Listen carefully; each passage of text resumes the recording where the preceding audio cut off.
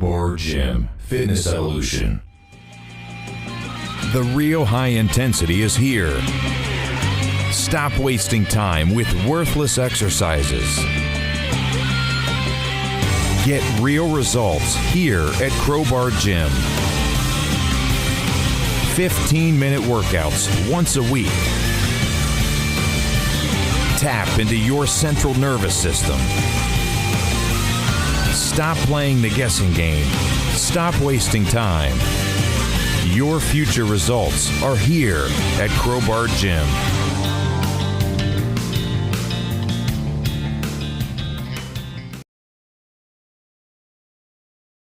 All right, we're live at Crowbar Gym, downtown Leesburg. All right, I'm Hansel Conroy, owner of Crowbar Gym, and I have Dennis Jones. I like saying your name, brother. That's good. Excellent. All right, so let me see. So today we're going to talk about the future of nutrition, and I honestly believe that the future of nutrition is going to more plant-based, just because it's healthier in general. Yes. And Yes. we were recently talking here. Actually, before we got into it, we were talking about kind of like how we got with the names for our gym, and then of course for his business. So how do you get your name for your business, your model? Okay.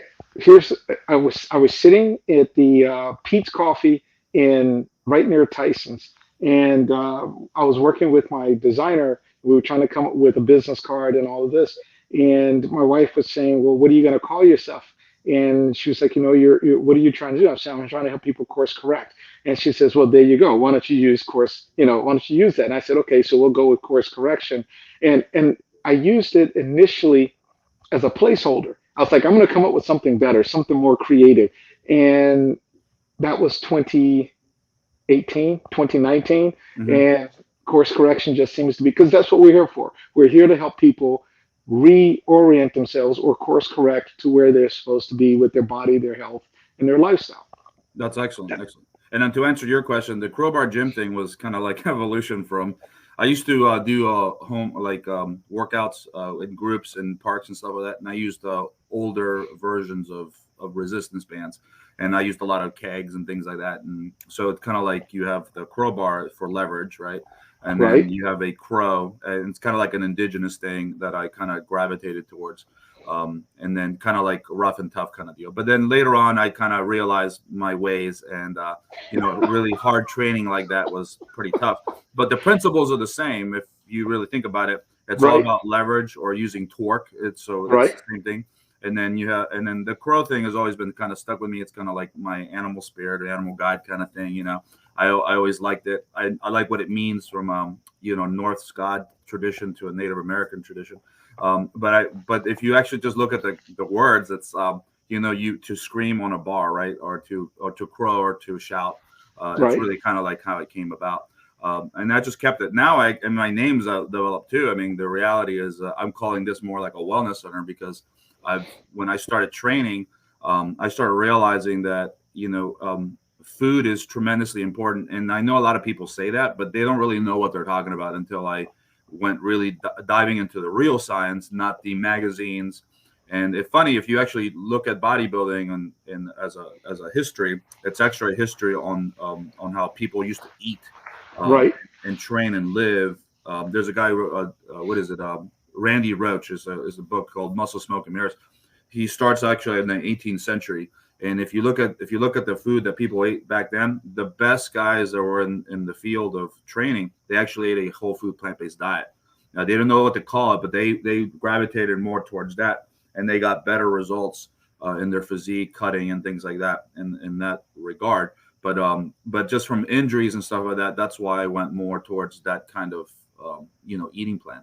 And then and like you said, course correction is great, because that's really what you're trying to do. You're trying to get people on the right track, because all the chemicals and things like that. But so you've been in doing your program for how long now? Let's see. I want to say roughly 2018. 2018. That's 2018. I got certified as a health coach through IIN out of New York. Then I also went down and worked on getting certified as a speaker, coach, and trainer leadership through John Maxwell, because I always believe that coaching is not just being there, because people, are confused about what a coach does. And a coach is there to help you pull out of yourself that which you should be doing. But there's also a leadership component that I think a lot of coaches lack. And maybe this goes back to my good old days of being a Marine. It's like, Hoorah. That's right. yeah, I was gonna add that in there. It's just like, let's yeah. put a little caveat there. We're Oh, Marine yeah. brothers up in here. Yeah, And yeah. so we have a little kingship. It's, On that. it's that fraternal order that, like, no matter where you go, I've been places and I've met guys that are like in their 80s. And if they see me wearing a baseball cap or something that says Marine Corps on it, they literally will go Semper Fi. I mean, it's like, it's like a brotherhood that just keeps going. But I really believe that to be a good coach, you have to also help people envision themselves as a leader, their own personal leader, and it's a personal leadership thing. And then from there, it just kind of tended to evolve. And then I ended up at the physicians committee. I ended up at Barnard Clinic because I was having some health issues. So you actually went to the Barnard Clinic. I actually went to the. Is that in DC or Maryland? That's DC. It's actually DC. It's right on the border. It's right there in Chevy Chase. So I guess I should give you a little backstory. So I went through a lot of health issues. Okay. Mm-hmm. And nothing seemed to work. And I did the whole, protein thing and all this and all this and all this. And for a while I would get in better shape, but I had a heart issue, and I was diagnosed as diabetic. And and for me, that was like being sentenced to life in prison to hear the word diabetic and heart disease. So people were telling you had diabetes. Yeah, my doctor said to me, "You're diabetic and you have heart disease." Okay. Now, he did not say the one thing that eventually I got sent to a cardiologist up in New York who's plant-based, and the first words out of his mouth is, "You're obese and you need to make changes or else you're going to die." He was like point blank, this is going to happen. Now, I recognize that we're all born, we live, and we die. But the question is the quality of life you have in between those two events, right? Yep. So anyway, I really embarked on getting healthy, going plant-based. I did a 21-day jump start. So did they push you on plant-based, or you just kind of? Oh no, they encourage you. They encourage you point blank to go plant-based. But and before that, you were doing low carb and all that other stuff. Friend, before that, I went through. Let's just say that I was typical of everybody out there. The latest diet change, fad, what have you. Now, my journey actually goes back many years before that. But at the end of the day, it all boils down, it coalesces into the fact that Muscle Magazine. I used to be a hardcore subscriber to Muscle Magazine. Yeah, okay? Same here. And what do they talk about? Beef. You got to eat beef. You got to get this protein. You got to get all this protein. And you know where that comes from, right? I have no idea where that really comes from. So it's a lot of people don't understand the history, but the reason why is because at one point or another we were broke poor. So if you are a farmer or anything of that nature, you wanted to put on mass, right? At the end of the day, when you train, to put on mass, you need calories, right? Right. So to a degree, but it doesn't really work that way. But at the end of the day, like most people weren't eating that much food.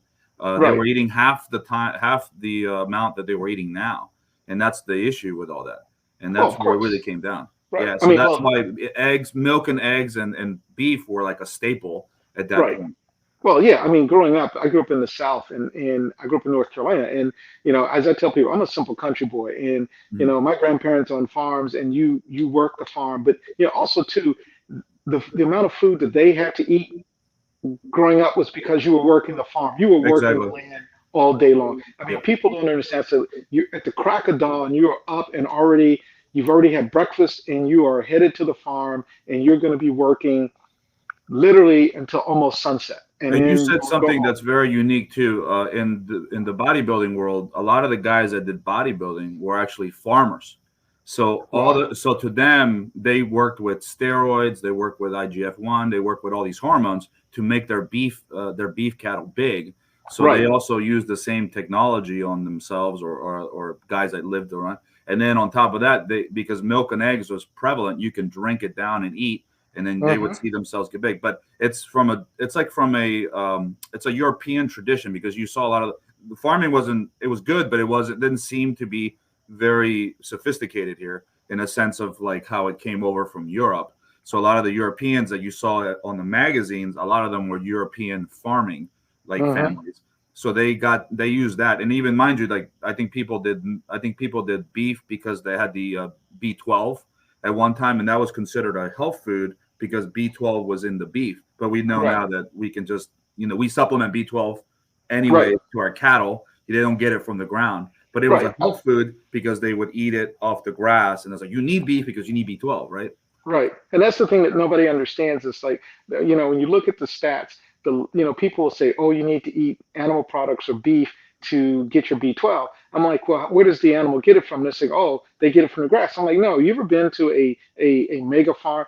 This is not Montana. I'm talking about a regular farm. I've been along the border between Texas and Mexico. And those cattle pens down there, there's no grass, there's mud, there's dirt. And then I did some research and I saw that the largest consumer of B12 supplements is the food industry, the meat industry, the beef industry, and they inject B12 into those animals every time you think about it. It's in their food, it's in their feed, which is grains, not grass, and it's injected to them by the vet or by somebody at the farm. And so people don't understand it's not the natural source. But anyway, I digress. So anyway, so I went plant-based. I got serious about being plant-based. And then when I finally got really serious about it, like I said, I ended up finding I was recommended to a plant-based cardiologist, Dr. Osfeld, up in New York. And I went up to see him, and he was like, you're going to pull these things out of you. Everybody kept saying, pull the oils and the processed foods and the oils out of your diet. Salt, how'd you feel about that? Refined sugar and salt. Pull those out of your diet. You will get natural salt in some foods. And if you need to add salt, add it at the table, not when you're cooking, because otherwise you just end up putting in too much, and that sort of thing. So it took a while to get this way. I mean, it just does. I mean, it takes a while to make that change, to get those things out of your house. And then, so from there, I was asked to consider becoming a Food for Life instructor through the Physicians Committee of Responsible Medicine, which is connected to Barnard Clinic. Went through the training and got that. So now I am, health coach certified, leadership coach certified, speaker trained. Now I'm a Food for Life instructor. And now on top of that, I recently added I just became a certified diabetes lifestyle coach through the CDC's program on helping people prevent diabetes. We're working with people with pre-diabetes. So I tend to focus with people that have chronic illnesses. And while I talk about diabetes a lot, the same things that trigger heart disease, high blood pressure, and diabetes, they're all related. They're all the same. Yeah, it's always back to the base. Right. It's always go back to the base. And so, So when so now we're going to get into training, because that's my side, because I deal with the same thing. I agree with you. It's actually the same thing, right? It's always goes back to the food. When you started going plant-based, how was your workouts? How did you feel in your workouts? Okay.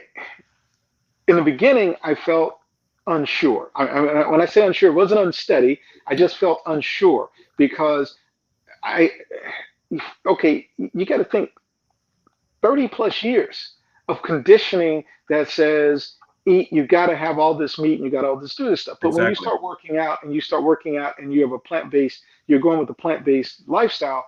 The funny thing is I wasn't as hungry.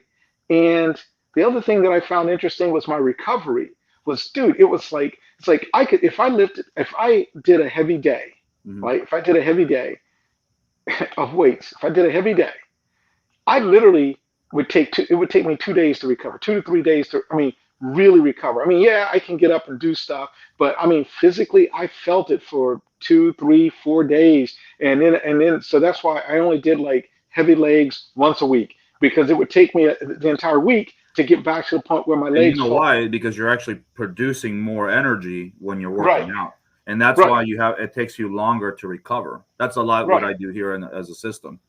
Right. If you're putting a lot of energy and a lot of work, because you are technically not bounded or held back by any pain or suffering, right?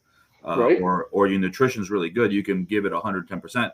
That's why you're using more glycogen in reality, and then Right. that means you have to technically recover more at the end of the day because of the fact that you use so many fibers and the intensity was almost at 100%. It was like fighting a saber-tooth tiger. So Right. most people they don't really maximize their full potential when it works out. So you're saying to me that your recovery was better, but also your performance was better. Right. But it was much better. And I will say this: when I was not eating whole food plant based, the other tendency was to work out hard and live hard, Yeah. meaning, lots of caffeine, late nights, literally burning the candle at both ends. And then I was literally feeling beat. I mean, Okay. beat down. I mean, um, and even sometimes going to the gym was not, it was mentally I could go, but physically I just didn't have the energy. I didn't do it. I went whole food plant based, and all of a Mm-hmm. sudden, I go to gym and work out. Mm-hmm. I'm ready to go. I mean, like I go home, I rest, I fuel up a little bit. And first of all, I ate less, and then I ate more. I will say this actually I ate more. I Yeah. actually, when you're eating plants and grains and stuff, you actually eat more. But I actually saw my weight going down, and I saw my numbers go down, and it was So, like it so was we have to suddenly rephrase it. You actually eat more volume in the sense of yes, food, but how many yes. calories are you really eating?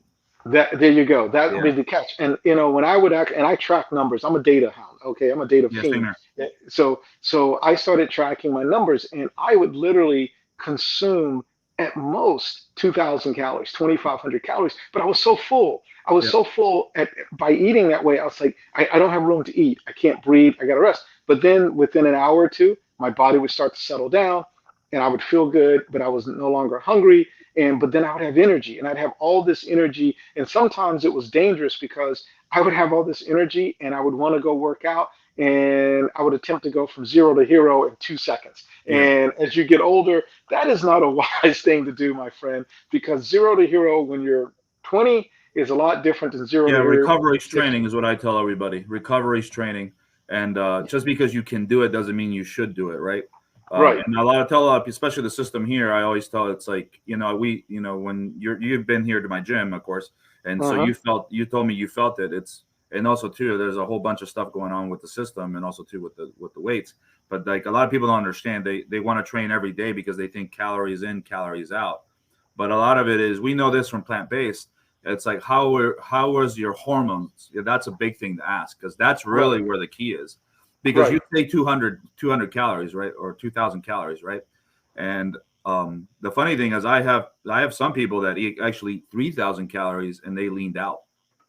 I can believe it. They're still lean, I can believe it. but they're I I mean can. they're working out, but mind you that they're working out is only 3 times a week. Before they were doing about I would say every day, but then they were obese or they were technically 60 pounds overweight or 30 pounds overweight.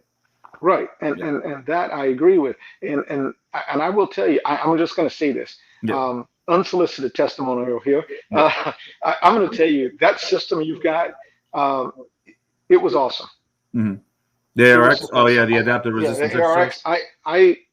That workout. I'll put it this way: the next day that I Mm-hmm. went for a walk, because I'm now doing like these like intensive. I'm trying to do Intense 20,000 to walking. 30,000 steps a day. Yeah, and I went for a walk, and I mean, the amount of power I had going up hills, and living here in Leesburg, there are a lot of hills. I mean, if you walk coming Yeah. down Battlefield or some of these other roads, there are hills. I mean, there's some hills out here that you walk, and I could feel the power that I had coming from my glutes and everything. It was like the walk was super, super easy. I mean, Mm-hmm. it became like the It easiest walk. definitely wakes you up because there's a Yes. lot of fibers that technically you haven't used. A lot of it has Hmm. to do with how you project energy through the muscle cell under tension, and that's kind of like the key. So it's time under tension is the method that I use on Right. it. And Right. so and then of Yeah. course it's gonna pep you up the next day because there's no weight that's crushing your body. So your Uh-huh. recovery is actually a lot faster because gravity is not really on you per se, right? So that's a big Right. one. But the big thing is that you felt that that technically a lot of little muscles lit up. I mean, even to the point of your, like, even your sacrum, that's really hard to actually, like, even exercise or tap into. You have to do specific, like, small little rehab exercise to even work those supportive muscles. And that's kind of like what happens when when you work the machine here. But I'm glad you like it. I'm glad you enjoyed it. And we're going to get you back in here to do some more training. Of course. And then how much walking are you doing a day, and what kind of results are you getting from the walking? My times are getting better. When I first started walking I really got back into walking about 3 weeks ago. I was biking before then, but then there was like about a 2 or 3 month period where I just didn't do anything. My walking, I would walk at about a 25-minute mile pace. And now, after the day after using it, my best time was just under 19 minutes, but on average, I'm averaging around 20 minutes. So I've shaved almost 5 minutes off of my walking, and I try to walk. My goal is to walk every day, and my goal is to try to aim for 20,000 steps, which equates to about 8 miles. And why do you think walking is effective? And I already know the answer, but I want to see where you came from. Well, walking is effective because it's just like working with the ARX. There's less stress on the joints. I mean, Exactly. it is a natural state of being. We were designed to walk. We were designed to walk and only run when being chased. Correct. And coming from a guy who loves to run, or used to love to run. I love to run too. The fact that I can get up now and I walk. I mean, and the reason I use Leesburg as a point of reference is because of where I live in Leesburg. I'm now, like this afternoon, my walk today will be from where I live, which is the baseball fields in Leesburg, all the way out to the Leesburg airport and back. Now, and I will loop around a couple of areas, put in a walker literally around the town of Leesburg, and I'll walk back. And my target today is to get to 10 miles. Gotcha. That's actually good. And then to add to that is walk. So Ellington Darden is one of the guys that did high intensity training. He writes the new high intensity training book. It's a great resource. I showed it to you when you're in here as well. He has a program where he just technically just has people walk. I think about like 30 minutes and just walking. And the reason why he does that is because it's your heart rate zone is in a burning heart rate zone. Or so you can either walk or sprint. You can do both, right? Now, the problem with sprinting is that it's a high impact tool. It works just as good, but it burns you out quick. Yes. And mind you, this is coming from a concept that most people, calories in, calories out, right? And so that's what most people believe. In reality, there's a hormone thing that actually goes on when you either sprint or you either walk at a pace that is like you're still walking, but you're kind of losing breath. And you want your heart rate to be in that heart burning zone. I can put a chart up if someone wants me to do that, but it's all over the internet. And if you do that, you have steady state cardio. That actually works. And then if you want to technically, save time, right? If someone has no time, because that's what I do. I try to save time. You can sprint. So that's why I have those Karo bikes that eventually I'm going to put you on. But the reality is that the best thing to do, right, is called eating. So if you just eat real food, you're going to do better. So tell me since you're on a whole food plant-based diet now, tell me kind of like what your typical day is when you eat, like not when you're just cutting weight, just in one, how much weight did you lose, by the way, just to recap. Okay. So my journey. Okay. If we go all the way back to so I get out of the Marines. So let me give you a little backstory. Yeah, please. I get out of Marines, and of course I had a fighting weight. You know what that's like. I mean, I had a fighting weight, and that fighting weight was it would fluctuate depending on how much working out I would do, somewhere between $165 and 180. Okay, because sometimes I just hit the gym and just bulk up because or if I was at sea, what do you do when you're on a ship? If you're not stationed on the ship, you go to the gym because there's nothing else to do. So that was my fighting weight. And then so that was my weight. Then I get out of the Marines and I moved to Hawaii and I ballooned up to 350 pounds. Dude, I mean, like, because I was still eating like I was working out, but there was no workout. Mentally, I thought I was working out. Mentally, I thought I was going to go to the gym and I would eat. And I was not eating well. I mean, I was in Hawaii, so I was eating Jack in the Box. That was my addictive food. That was my drink for them. No, I got out. You got out and you stayed in Hawaii. No. Here's where it gets a little. Okay, here's what's interesting. So I get out for active duty, and I go home to North Carolina, And then along the way, I started getting these letters asking me if I wanted to do some active duty time for like 2 weeks, 3 weeks, whatever, and I could get drill time without having to belong to a drill unit. So I would like go on these what I call projects, Yeah, yeah. all over the country or even overseas, That's pretty wild. for up to a month, and I get my points and I could, build up that way. Eventually, I found my way to Hawaii. So technically, I was still in the Marines as a Contractor, technically. contract reservist. Yeah, the contract reservist, and um, and then I was going to school out there, and and then I met a girl. Freshman 15, all that good stuff. Yes. Freshman 15, my foot, man, it was freshman 100. Yeah, a lot of people get that way. Yeah, and I always tell people, here's how you could tell. Here's one of the downsides to living in Hawaii.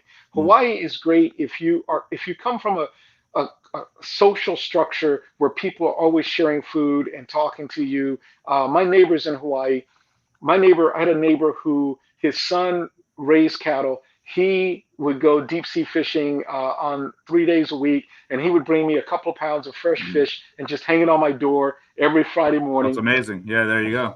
And then every 2 or 3 days, I would come home from school because I decided to go back to college, and somebody would be having a cookout. Somebody would be having they'd hand you a plate, and the phrase is, "Hey, bro, have a plate," and they give you a plate. Now on that plate, you've got the following: you've got macaroni salad. Oh, that's perfect.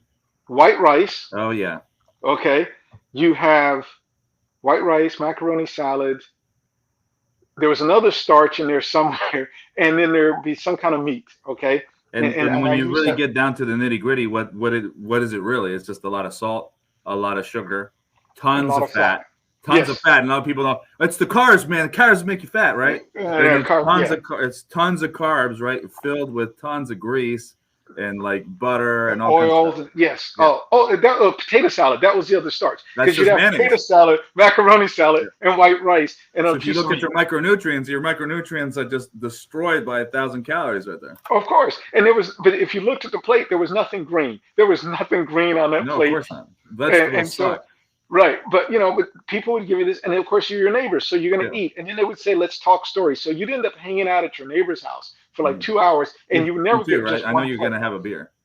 Well, no, I didn't drink. So I didn't have a drink, but they did drink. Okay, and my neighbors were Filipino, so they would have lots of food, and like they would give you would never have just one plate. It was like growing up in North Carolina. They would hand you a plate, and as soon as your plate got halfway empty, someone would put more food on it, right? Because you got to eat. Because it's about the relationship, about the community, about I'm together. Spanish, so I totally understand.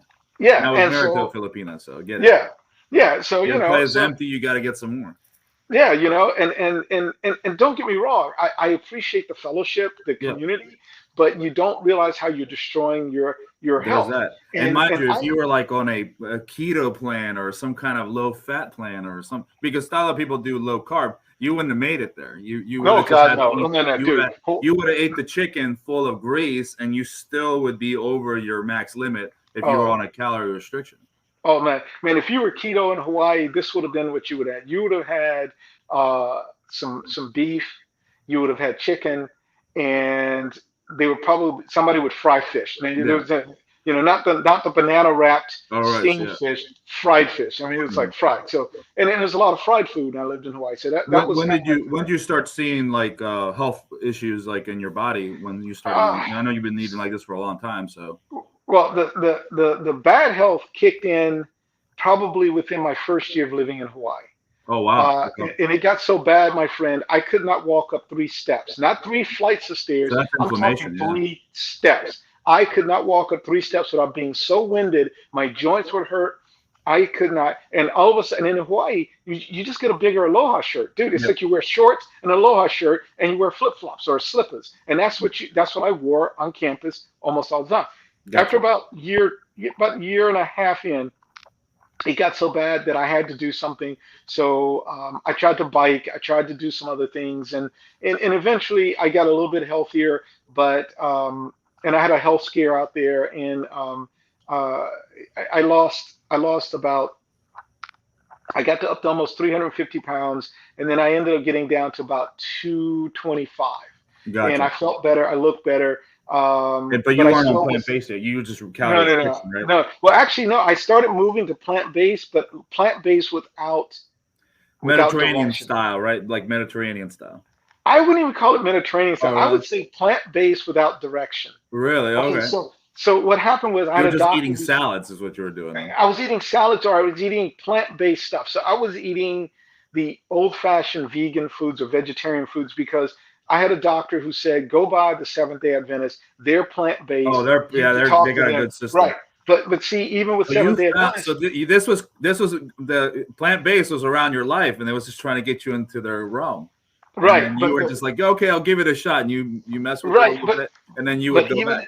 Even Seventh-day Adventists, my friend, you've got good plant-based and you got fast food plant-based. Oh yeah, it's just like vegan food. It's like you got crap, you got junk food vegan, and then you got healthy vegans. Right. And so I, unfortunately, because I was still addicted to the salt, sugar, and oil, I went the fast food vegan route. But I did eat more greens. I did add more salads and stuff like that. But at the end of the day, my friend, eventually I moved back to the mainland, and I bounced around a bit from a couple of states, and then ended up here in the DC area. And that was when I had to. That's when the Reaper called and, hey. Yes, I had that better, meeting. bro. I had that call. I literally had that call. It's knocking on your door. Yeah, boy, and it was a scary thing. But I think of all the experiences I had, the worst one was when they detected blockage. Wow. Okay. And so what they did was they brought me in to this clinic, this facility that's run by Virginia Heart. Gotcha. And you're on this table, but you're awake. You only have a local because they're going to go through. They went through the vein through my wrist. They went through my wrist, and they run in this tube up through to look at the heart. And they got this huge monitor. It's like, I don't know, 84 inches. It's a big monitor. And you see the monitor, and you can see where they're going with this little thing. It looks like a rotor-rooter thing in your own body, and you can see it rolling through. And they were trying to. I have blockage in what they call the widowmaker. So right where the arteries bifurcate, both of those were blocked at like 90%, 95%. And when they would try to go in one to stent it, the other one would literally collapse.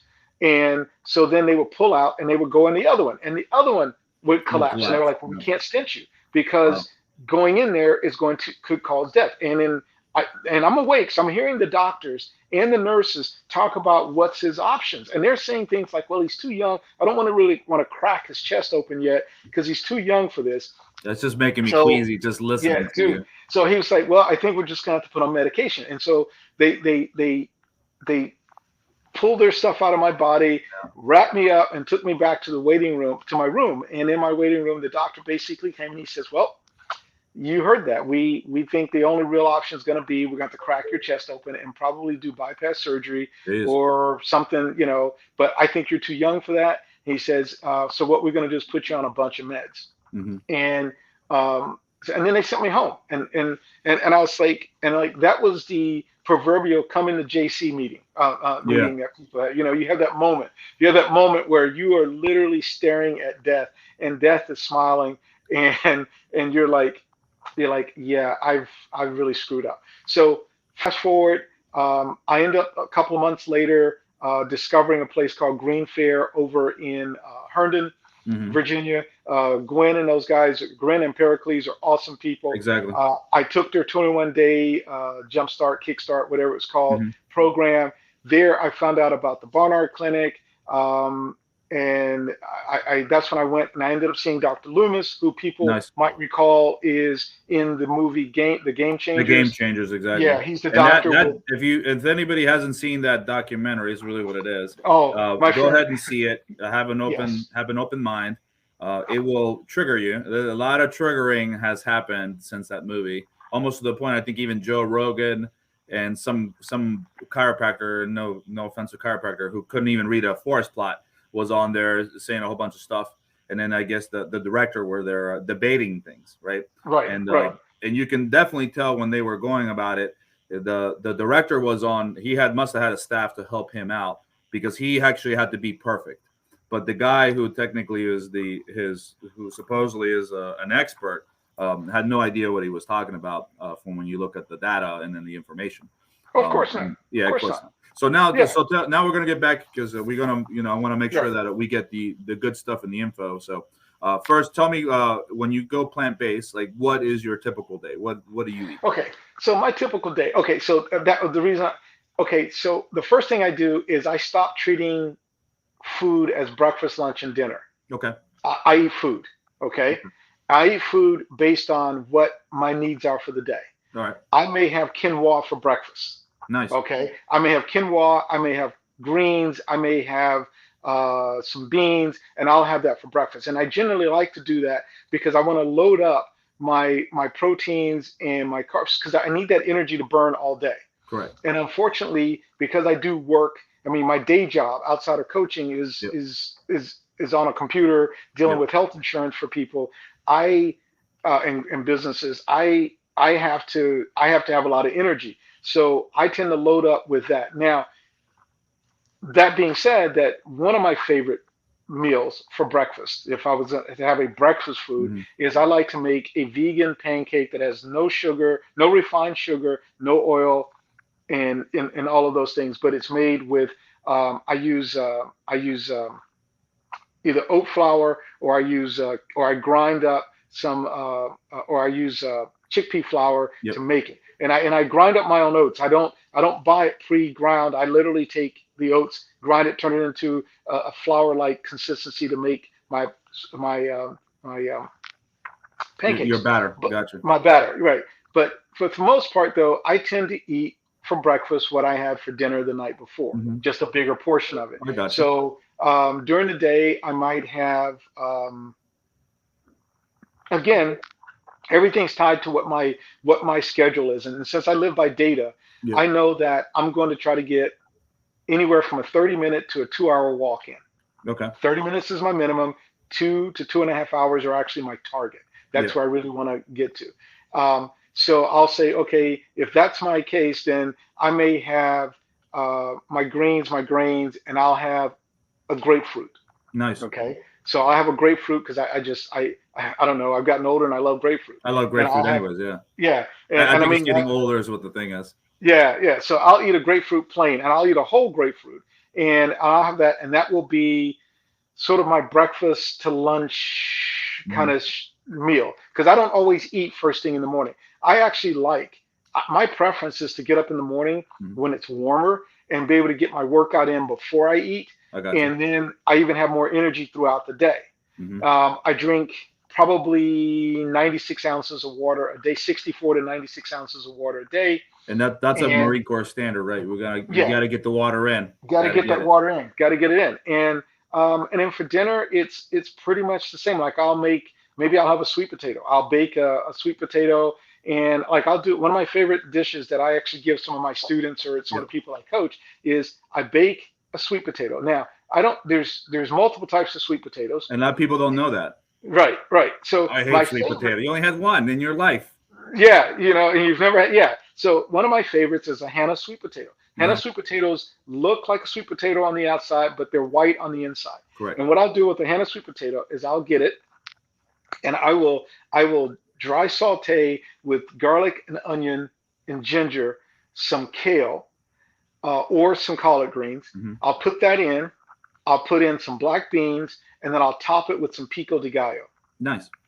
And I'll have a side of sauerkraut because I need my probiotics, right? Of course. So I have but I'm going to tell you, I had a lady look at me when I described that. She said, "There's no way I could eat that because that's got to taste bad." And I said, "Try it." No, it's actually pretty good. When she did, she could not believe that all of those flavors came together. Oh, there's one other thing I've done. Yeah. I'm actually in the process of being certified as a professional plant-based chef. That's great. Through Ruby. Yeah. So because teaching people how to cook is a big thing. That's correct, and that's the big part of my coaching. My coaching is both coaching and mentoring, where there's the education part is I will teach them the skills, and then I will coach them on, it's like AA. I got to coach them on how to put the bottle down or put the crack pipe down or to walk away from the things that are going to destroy you. And how much variety now do you have in your diet than when you actually had to technically diet to lean out? How much variety? Oh, dude. Oh, man. I eat so much more food. I mean, So much when I look variety. back, the variety is unbelievable. I have all kinds of greens, all kinds of vegetables. I mean, I shop and I go to ethnic supermarkets so Yep. that I can find vegetables that I've never seen before and learn how to cook them. And it's not hard. Nothing's hard. Cooking is the easiest thing on the face of the earth So a lot of once you learn people, the I get basics. this too. A lot of people, how am I going to cook? I got to use oil, right? I get that a lot Oh, here too as yeah. well. No, no, How no. do you Cooking. do that? I'm going to be Oh, devil's advocate. How do I my oil? How do I replace that? How do I cook? it's easy. First of all, you learn how to. Well, first thing I'm going to tell you is send me an email and I'll notify you the next class I have because the first class when I do a series of Food Hmm. for Life, my first class always includes how to cook without oil. That's And I perfect. start with that. And I would love to And go to your class. great. And by the way, most of my classes are free. Mhm. All I ask is that people complete a survey so I can get some funding, Some more grant data funding and to some do it. backup. Yep. Right. Yeah. I have to collect data, and then I can get funding through a veg fund. Nice. Um, so what I do is I always tell people the first thing you have to learn how to do is first of all you have to figure out what it is you want to be cooking, and then the Mhm. second thing you need to do is get everything you need to cook lined up, better known as mise en place. Get Mhm. everything lined up, ready to go. Then you go to the stove, you turn on your pan, and I don't use nonstick. I have no nonstick equipment in my house. Okay. Everything is steel or it's steel. Everything is Yeah. steel. And I heat up my pan. I get it hot enough to where when I put a drop of water in there, it beads up, but not little beads, but it stays into a nice solid big glob of water that just kind of moves around. So And you're at that sauteing temperature, everything, huh? yeah, I'm sauteing just about everything. Now, You once can I still do that, brown when you saute. yes, you can, because what you do is you start with your onions, because Mhm. why? Onions release liquid. Once you release liquid, nothing's truly going to stick. Mhm. You layer in your onions, layer in your garlic, layer in your chilies, layer in your vegetables, Mhm. and just But I saute it like or my cook it. food fried. How do I get that crunchy, sir? Okay, I'm testing you now, now. This is what I okay, get. This is the okay. conversations I have with You you. like crunchy food. What about crunch? My first question is, what about crunchy food do you like? Oh, That's the first thing I want to know. I What like is it about my crunchy potato. I food? like it crunchy. I don't want it mushy. Okay, Yeah. well then use an air fryer. I have Okay, an air sounds good. fryer. I have Yeah. an air fryer. I mean, you use an air fryer. I mean, you get the tools to do the job Mhm. because remember, you can either invest in drugs and partying, more clothes, and more doctor bills, or Yep. you can invest in the right tools and equipment in your kitchen to simplify your life. Now, when you air fry, do you air fry in your oven or do you just bought an air fryer? You just went out and bought an I air have well, I I have used to both. have an I air actually fryer. can I air have both. fry Yeah. in three places. So Yes. Well, I I have have a toaster two. because I like to toast.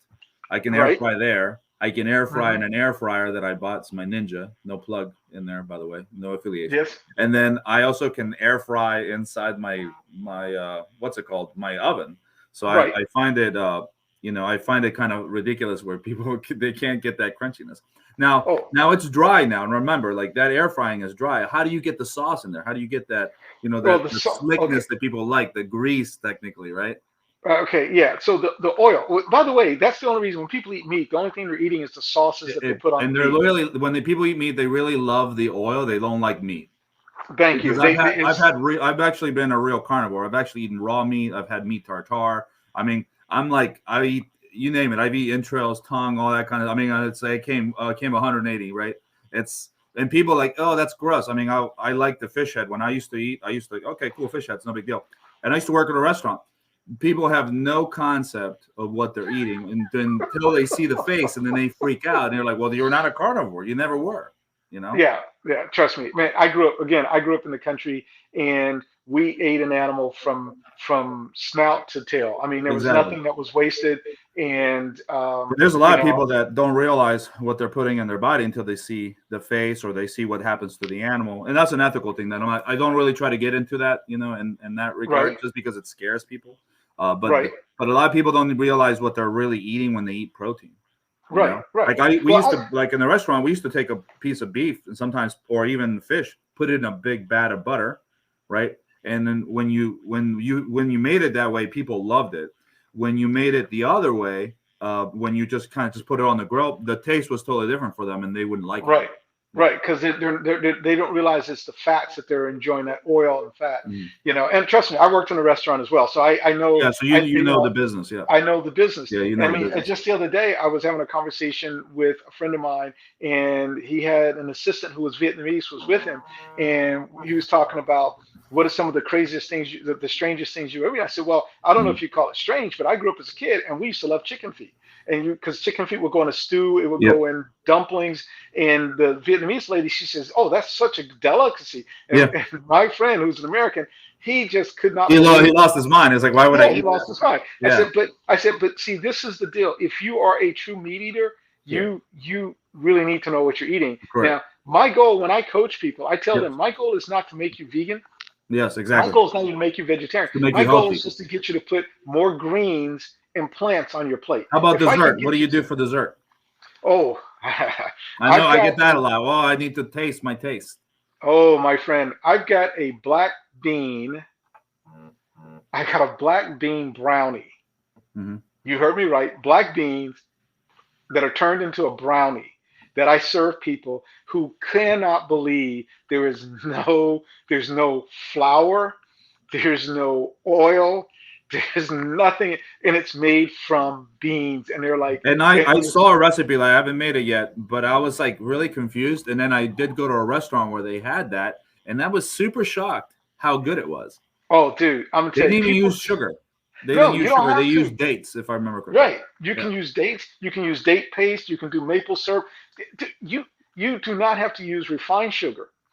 I use a vegan or a carob chip, depending on who I'm making the brownies for. Mm-hmm. And I use I have what they call black cacao, which is what they use to make the Oreo cookie outside with, without all the other stuff. It's just a different type of it's an alkaline or dealkaline cacao powder. Nice. And I mix that in there, put in some chips, and I've got my dates or whatever as my sweetener, and I bake that up and I serve that to people, and people will look at me and they cannot believe, because they will say, "I saw you open a can of beans. Mm-hmm. You're making dessert. It took you With 25 minutes to make this dessert, and you made it with a can of beans." And I'm like, that's all you need. I mean, it So now, I make. Now another question. So when you so I always tell people like you want in season eating and you want out of season eating. Because I always say that because Yes. we got to be realistic, and I got to put this as a caveat because it's important.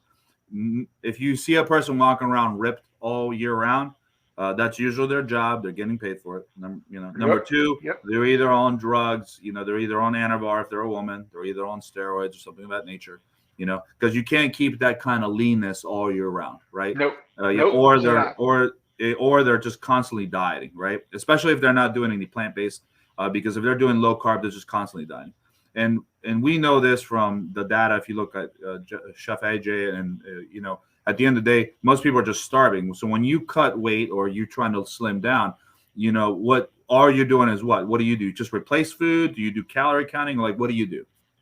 I don't do anything except, well, I will admit that I do intermittent fasting. That's fine. A lot of people do that. Yeah, I do intermittent fasting.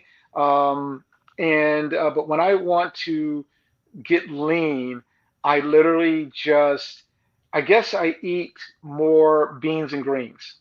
Mm-hmm. And I know people think that that's crazy, but if I want to get lean, I eat beans and greens. And because beans are my protein, greens have protein, but they also give me all my other nutrients and my fibers. And now I do occasionally, every other day, I will do a pseudo smoothie. I don't do a true smoothie. What I do is and this is not a plug for PB2 powder, but I get pure PB2 powder. Yeah, I get the pure because I don't want because if you don't get the pure, it's got sugar in it. Exactly. So I get the pure PB2 powder. I put 2 to 4 tablespoons in a container. Yep. I will add in some cacao powder. I will add in like a plant-based milk or a plant-based yogurt, or sometimes I'll just put in some tofu. Mm-hmm. Then I will add in. This is on your cutting day, or is this on your like? This is what I do. This is what I do when I'm trying to get ready to cut.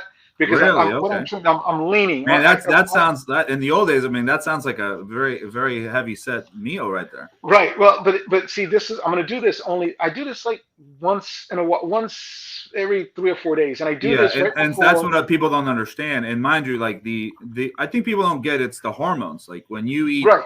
things with hormones, like your insulin levels going all over the place, your liver can't process stuff. So having something delicious like this, it's not, it's gonna retain fat, and I think people don't get that. Right. And so, no, and I put in spirulina. That's my other thing. Oh, that's So good. I That's a put good that supplement. in, and I put all that in, and I will mix that. Oh, and I'll mash a banana in there, and I'll mix all this up. And the banana helps liquefy things along with the whatever I put in to make Now, it. and how easy it is to stick with this kind of meal plan for you? Because that's a big thing. Can you stick to it for long periods of time? That's a big thing.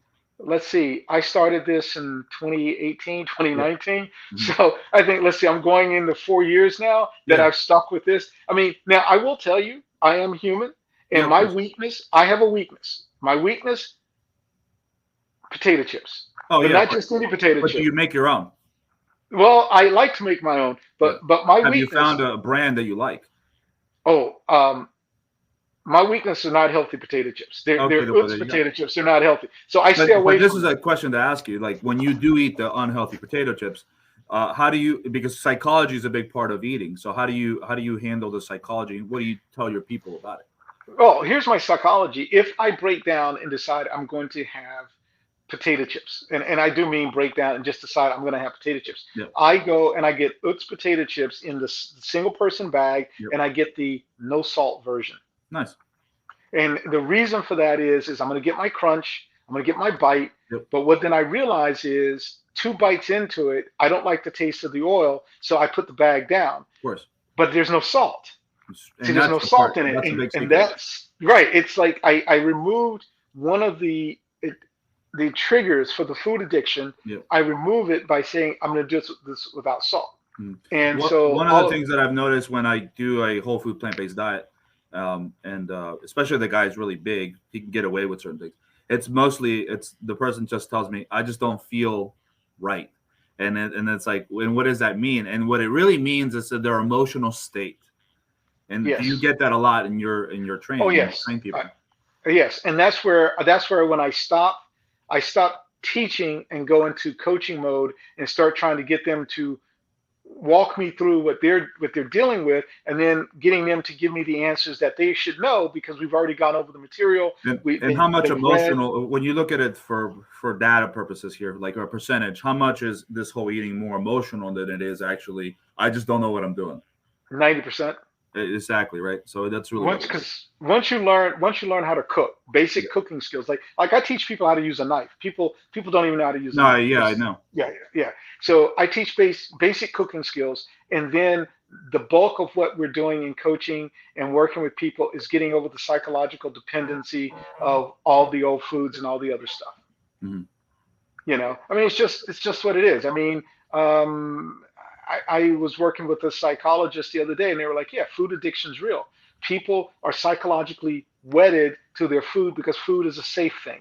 Correct. Food is the one thing, regardless of what people are in your life, food is the one thing you know how it's going to make you feel.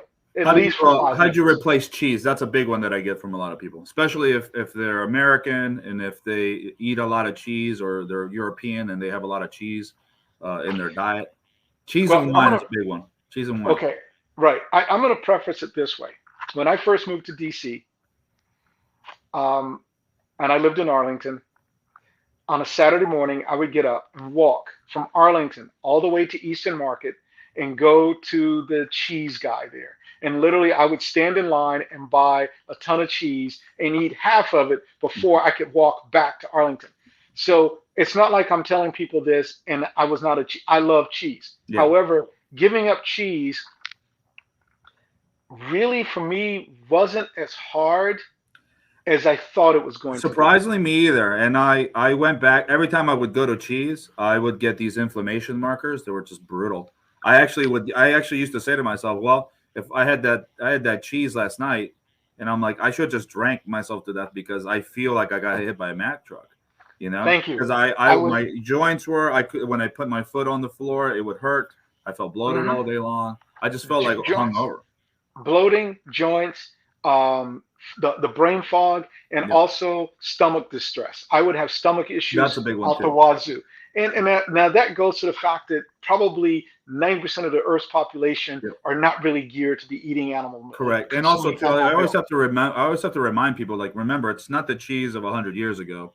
We have IGF-1. I mean, we have hormones, like, we have technically tons of estrogen in there. The concept of what they do with it as an industry is totally, and I'm going to actually make a video on the health issues on that one, because that's a whole science of its own, as you already know. Well, I'll tell you what you do. Get your hands on a copy of the magazine called Food Manufacturing. There's an actual magazine. It's an industry standard called Food Manufacturing. Nice.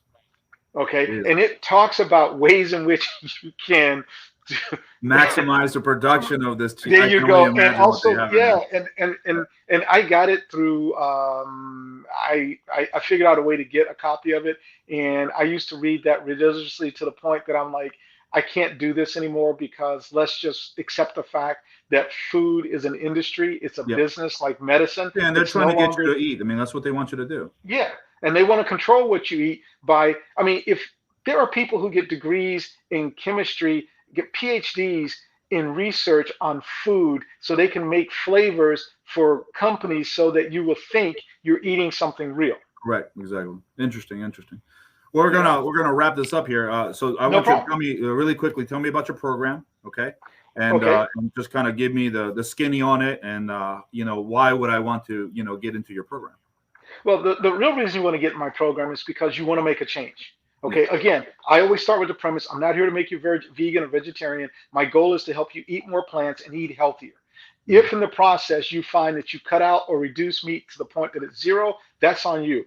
That's my initial goal. I work with individuals and corporations and groups doing wellness or coaching, plant-based eating. I also work with people who are pre-diabetic, coaching on the CDC program, which by the way, I'm looking to start a cohort here in the next month or so, where I'll need 10 to 12 people who are committed to a 1 year long program that the CDC sponsors for that. And then I'm also going to be offering some Food for Life classes starting in late February, early March, and people can sign up and participate. And I try to build a community. I work with people in person and I work with people virtually. So it depends on what state they are in their belief or dealing with COVID, and I work with them within their parameters. Nice. And how long is your course? My programs are tailored to the group. So the shortest program I have is a 2-day intensive, and the longest I have is 1 year. Gotcha. It just depends on what. And you have deals, right? You have a deal going on right now? Oh, I always have a deal going on. Right now, I am working with people who sign up for my long-term coaching program. We're going to cut the cost by 25%.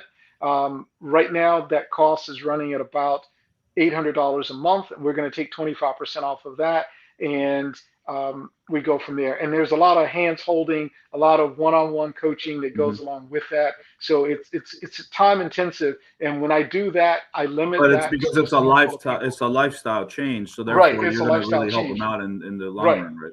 Right. Excellent. So and then I just work with people, and it's intense. Nice. All right, we're going to wrap this up. Anything you want to add before we head on out?